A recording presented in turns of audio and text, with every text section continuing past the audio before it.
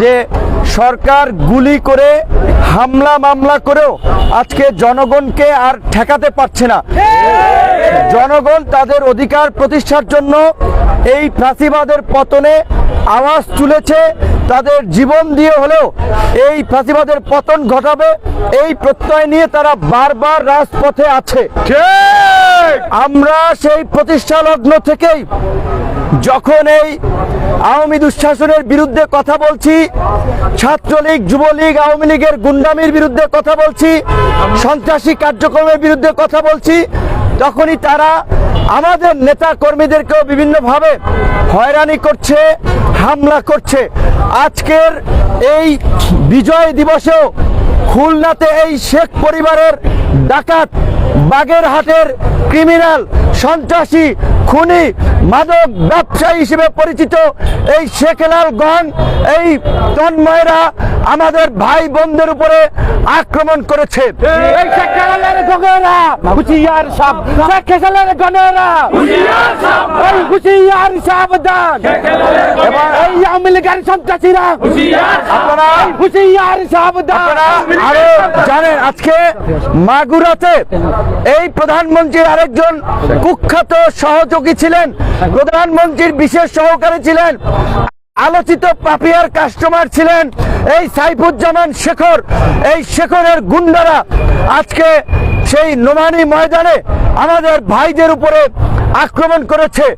ময়মনসিংহে এই আওয়ামী দুর্বৃত্তরাও আজকে আমাদের ভাই বোনদের উপরে আক্রমণ করেছে। আমরা এই বিজয় দিবসে এই আওয়ামী স্বৈরাচারী সন্ত্রাসীদের হামলা মামলার, কাপুরুষিত হামলা মামলার নিন্দা এবং প্রতিবাদ জানাই। আমরা আওয়ামী সন্ত্রাসীদেরকে বলে দিতে চাই, যতই দমন পীড়ন করা হোক, হামলা মামলা করা হোক, গণতন্ত্রের সংগ্রামে গণতন্ত্রকামী মানুষ বিরোধী দলকে দমন পীড়ন করে আর ঘরে রাখা যাবে না। গণ অধিকার পরিষদের যে গণজোয়ার শুরু হয়েছে এই আওয়ামী দুঃশাসনের পতনে, সেই গণজোয়ার রোখা যাবে না। গণতন্ত্র প্রতিষ্ঠা করে, মানুষের অধিকার প্রতিষ্ঠা করেই গণ অধিকার পরিষদ ঘরে ফিরবে। সুতরাং আমাদের উপরে আপনারা যত আঘাত করবেন, আমরা তত দ্বিগুণ শক্তি নিয়ে আবার রাজপথে নামবো।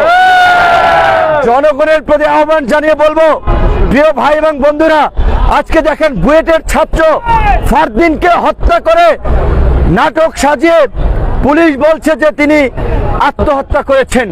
পুরান ঢাকার আলোচিত হত্যাকাণ্ড, বিশ্বজিৎ হত্যাকাণ্ড, তাকে কুপিয়ে হত্যা করেছিল। প্রশাসন রিপোর্ট দিয়েছে তার গায়ে কোনো আঘাতের চিহ্ন পায় নাই। এই ফারদিন কিংবা বিশ্বজিৎ তারা রাজনৈতিক দল করতো না, কিন্তু তারাও এই সমাজের দুষ্ট চক্রের ভুক্তভোগী।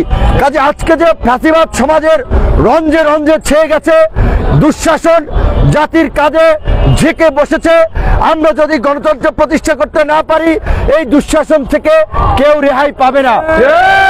তাই এই মুহূর্তে সকল বিরোধী দল মতের মানুষের এক ও অভিন্ন লক্ষ্য আওয়ামী দুঃশাসনের অবসান ঘটিয়ে সুষ্ঠু নির্বাচনের মাধ্যমে গণতন্ত্র ফিরিয়ে আনা। সেই লড়াইয়ে আপনারা যার যার জায়গা থেকে যতটুকু অবদান রাখতে পারেন আপনারা রাখবেন। আপনাদের সামর্থ্য অনুযায়ী সেই সংগ্রামে আপনারা অংশ নেবেন, সেই আহ্বান রেখে আপনাদেরকে ধন্যবাদ এবং কৃতজ্ঞতা জানিয়ে আজকের মতো শেষ করছি। আল্লাহ হাফেজ। সবাই শান্তিপূর্ণ